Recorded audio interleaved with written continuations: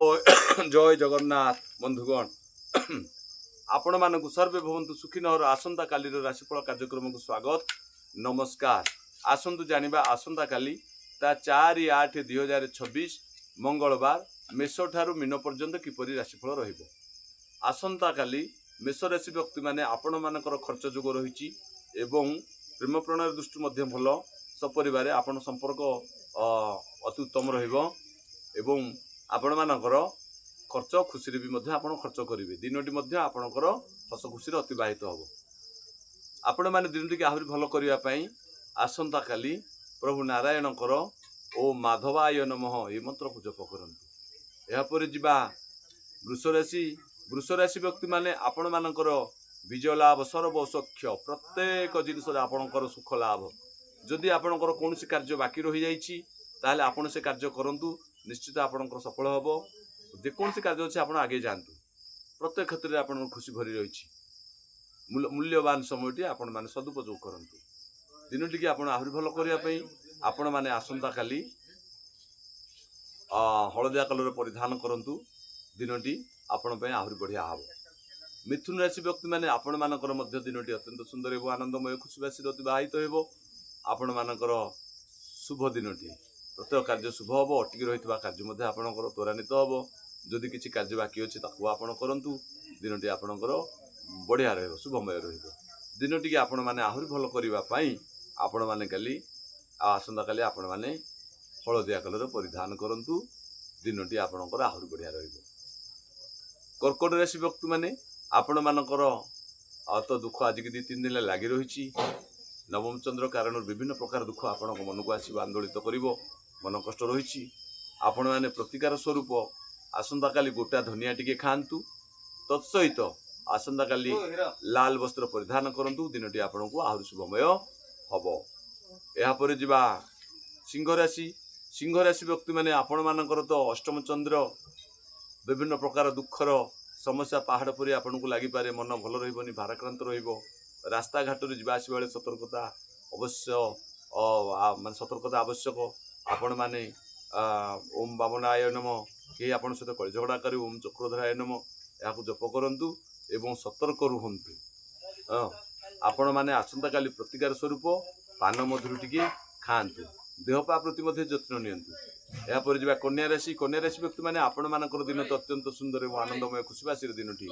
ଆପଣମାନଙ୍କର ସପରିବାରରେ ସକୁଟୁମ୍ବେ ସ୍ୱାମୀ ସ୍ତ୍ରୀ ଅବା ପରିବାରରେ ବନ୍ଧୁବାନ୍ଧବରେ ସବୁଠି ଅଫିସରେ ସବୁଠି ଆପଣ ଖୁସିବାସୀରେ ଦିନଟି ଆପଣଙ୍କର ଅତିବାହିତ ହେବ। ଅତ୍ୟନ୍ତ ସୁନ୍ଦର ଏବଂ ଆନନ୍ଦମୟ ଦିନଟିକି ଆପଣ ଆହୁରି ଭଲ କରିବା ପାଇଁ ଲାଲ କଲର ପରିଧାନ କରନ୍ତୁ। ଦିନଟି ଆପଣଙ୍କର ଭଲ ରହିବ। ତୁଳା ରାଶି ବ୍ୟକ୍ତିମାନେ ଆପଣମାନଙ୍କର ଷଷ୍ଠ ଚନ୍ଦ୍ର କାରଣରୁ ବିଜୟ ଲାଭ। ଟେନସନ ଆସିଲେ ମଧ୍ୟ ଆପଣ ସବୁ ଅମୂଲ୍ୟ ଭଲ ଭଲ ଜିନିଷ ବିଜୟ ଲାଭ କରିବେ। ଶତ୍ରୁକୁ ଅବଶ୍ୟ ଜିତାପଟ କରିବେ। ଆପଣମାନେ ଦିନଟିକି ଆହୁରି ଭଲ କରିବା ପାଇଁ ଲାଲ କଲର ପରିଧାନ କରନ୍ତୁ। ଆପଣଙ୍କର ଦିନଟି ଆହୁରି ବଢ଼ିଆ ହେବ। ଓମ୍ ଚକ୍ରଧରାୟ ନମଃ ଏହି ମନ୍ତ୍ର ମଧ୍ୟ ଜପ କରନ୍ତୁ। ବିଛା ରାଶି ବ୍ୟକ୍ତିମାନେ ଆପଣମାନଙ୍କର ଦିନ ତ ଅତ୍ୟନ୍ତ ବଢ଼ିଆ ଆପଣମାନଙ୍କର ଧନହାନି ଯୋଗ ରହିଛି। ଦେହ ମଧ୍ୟ ଖରାପ ଯୋଗ ଦେଖାଯାଉଛି। ଋଣ କଷ୍ଟ ଆପଣଙ୍କ ମନକୁ ଆସିବ, ପିଲାମାନଙ୍କ ଚିନ୍ତା ଆସିବ, ଖର୍ଚ୍ଚ ଚିନ୍ତା ଆପଣଙ୍କର ଭାରାକ୍ରାନ୍ତ ମନ ଅଶାନ୍ତକୁ କରିପାରେ। ତେଣୁ ମନ ଅଶାନ୍ତ ହୋଇପାରେ। ଆପଣମାନେ ଅବଶ୍ୟ ସତର୍କତା ଅବଲମ୍ବନ କରନ୍ତୁ ଏବଂ ପ୍ରଭୁ ନାରାୟଣଙ୍କର ଓମ୍ ପରଶୁରାମାୟ ନମଃ ଏ ମନ୍ତ୍ରକୁ ଜପ କରନ୍ତୁ। ଧନୁରାଶି ବ୍ୟକ୍ତିମାନେ ଆପଣମାନଙ୍କର ତ ଦିନଟି କଳହ ପରି ଲାଗିଲେ, ମନ ଟେନସନ ରହିଲେ ମଧ୍ୟ ଦିନଟି ଆପଣଙ୍କର ଖୁସିରେ ଅତିବାହିତ ହେବ। ବଢ଼ିଆ ଦିନଟି। କାର୍ଯ୍ୟ ମଧ୍ୟ ସିଦ୍ଧି ଲାଭ ଡାକୁଛି। ଆପଣ ମଧ୍ୟ କାର୍ଯ୍ୟ କରନ୍ତୁ। ସବୁଠି ମଧ୍ୟ ଆପଣ ବନ୍ଧୁ ସାଙ୍ଗସାଥିରେ ମଧ୍ୟ ମନ ଭଲ ରହିବ। ଦିନଟିକି ଆପଣ ଆହୁରି ଭଲ କରିବାକୁ ଆପଣମାନେ ଆସନ୍ତାକାଲି ହଳଦିଆ ବସ୍ତ୍ର ପରିଧାନ କରନ୍ତୁ। ଦେଖିବେ ଆପଣଙ୍କ ଦିନ ଆହୁରି ବଢ଼ିଆ ରହିବ। ମକର ରାଶି ବ୍ୟକ୍ତିମାନେ ଆପଣମାନଙ୍କର ତ ପରାକ୍ରମ ସ୍ଥାନରେ ଚନ୍ଦ୍ର ଥିବାରୁ ଆପଣ ପ୍ରତ୍ୟେକ ଜାଗାରେ ଯୋଦ୍ଧା ପରି ରହିବେ। ପ୍ରତ୍ୟେକ ଜାଗାରେ ପ୍ରତ୍ୟେକ କାମରେ ଆପଣମାନେ ନିଜକୁ ପାୱାରଫୁଲ୍ ଅନୁଭବ କରିବେ ଏବଂ ସତରେ ବି ଆପଣଙ୍କ କାର୍ଯ୍ୟ ସବୁ ସହଜରେ ଇଜିଲି ହେଇଯିବ। ଯାହା ବି କାର୍ଯ୍ୟ ଅଛି, ଯେକୌଣସି କାର୍ଯ୍ୟ ଆପଣଙ୍କ ବାକି ରହିଛି ତାକୁ କରନ୍ତୁ। ଯାହା ବଢ଼ିଆ ଦିନଟି ଆପଣଙ୍କ ଅଛି ତାକୁ ସଦୁପଯୋଗ କରନ୍ତୁ ଏବଂ ଏ ଦିନଟିକୁ ଆହୁରି ଭଲ କରିବା ପାଇଁ ଆପଣମାନେ ଆସନ୍ତାକାଲି ଲାଲ କଲର ପରିଧାନ କରନ୍ତୁ। କୁମ୍ଭ ରାଶି ବ୍ୟକ୍ତିମାନେ ଆପଣମାନଙ୍କର ଦ୍ୱିତୀୟ ଚନ୍ଦ୍ର କାରଣ ମନ ବ୍ୟାକୁଳ ରହିଛି। ବିଭିନ୍ନ କଥା ଆପଣ ମନକୁ ଆସିବ, ମନ ବ୍ୟାକୁଳିତ ରହିବ। କିଛି କାର୍ଯ୍ୟ ଆପଣଙ୍କୁ ମାୟା ମରିଚିକା ପରି ଗୋଡ଼େ କିଛି କାର୍ଯ୍ୟ ଆପଣ ବିଫଳର ସ୍ୱାଦ ଚାଖିବାକୁ ପଡ଼ିବ। ମନ ଏତେ ଭଲ ନାହିଁ। ଆପଣ ମାଧବାୟ ନମ ଜପ କରନ୍ତୁ। ଏହା ସହିତ ଆସନ୍ତାକାଲି ହଳଦିଆ କଲର ପରିଧାନ କରନ୍ତୁ। ଆପଣଙ୍କ ଦିନଟି କିଛି ପରିମାଣରେ ସାହାଯ୍ୟ ମିଳିବ। ମୀନ ରାଶି ବ୍ୟକ୍ତିମାନେ, ଶେଷ ରାଶି ହେଲା ମୀନ ରାଶି। ଆପଣମାନେ ଦିନଟି ତ କହିଲେ ନ ସରେ, ଧନ ଲାଭ ଖୁସିବାସିରେ ଦିନଟି ଅତିବାହିତ ହେବ। ଆହା ବଢ଼ିଆ ଦିନଟି। ଆପଣଙ୍କର ବନ୍ଧୁ ମିଳନ ଏବଂ ଅର୍ଥପ୍ରାପ୍ତି ଆଉ ସୁଖାଦ୍ୟ ସୁବସ୍ତ୍ର ବଢ଼ିଆ ଦିନ, ମନ ଖୁସିର ଦିନଟି। ଆପଣମାନେ ଦିନଟିକି ଆହୁରି ଭଲ କରିବାକୁ ଓମ୍ ଶ୍ରୀଧରାୟ ନମ ଏ ମନ୍ତ୍ରକୁ ମଧ୍ୟ ଜପ କରନ୍ତୁ। ଏହା ଥିଲା ମେଷଠାରୁ ମୀନ ପର୍ଯ୍ୟନ୍ତ। ହଁ, ମୀନ ରାଶି ଆପଣମାନେ ହଳଦିଆ କଲର ପିନ୍ଧନ୍ତୁ।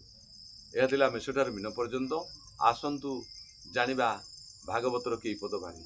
ଏ ଆତ୍ମା ହୃଦଗତେ ଆତ୍ମା ହୃଦଗତେ ଥାଇ ଇନ୍ଦ୍ରିୟ ଆୟତେ ଚଳଇ।